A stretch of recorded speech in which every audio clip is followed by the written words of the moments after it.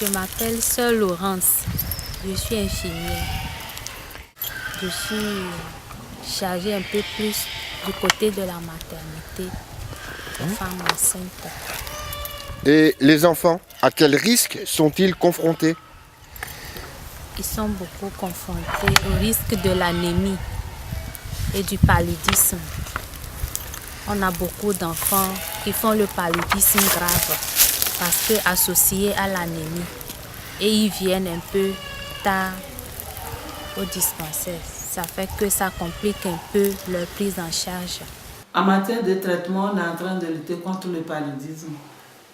On les enseigne comment éviter surtout le paludisme et les parasitoses. Et bon, cela suppose l'environnement. On les enseigne comment entretenir l'environnement pour qu'il n'y ait pas de saleté, des herbes pour éviter la piqûre de moustiques. Les gens ils sont reconnaissants puisque quand un vient, il s'en va, il raconte. Finalement, le village, tu vas venir, les gens viennent. Quand tu lui demandes que c'est un qui m'a dit que c'est très bon, c'est pourquoi je suis venue. C'est un peu difficile de se comprendre puisqu'on ne comprend pas la langue. Il faut toujours un intermédiaire pour traduire. Souvent, puisqu'on ne se comprend pas, ils ont des difficultés dans la prise des médicaments qu'on leur donne. Donc, nous essayons de les amener à comprendre l'importance de prendre bien leurs médicaments pour aller au bout du traitement et bien guérir.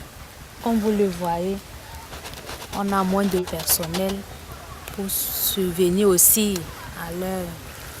au salaire.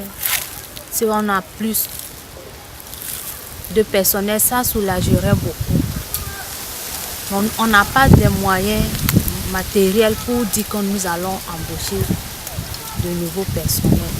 Nous n'avons pas assez de moyens. Et aussi, bon, si on pouvait aménager un peu la propriété de logement, parce que nous avons beaucoup les cas avec la bourse, les cas de morsure de serpent. Pour garantir la qualité de nos soins, on voudrait que au moins cherche de nouveaux réactifs pour que la gamme de nos analyses soit un peu complète. Et il faut aussi l'échographie, puisque nos malades sont parfois évacués vers un autre centre pour d'autres analyses. Donc le laboratoire n'est pas tellement au complet. De nous soutenir toujours, de nous envoyer des matériels.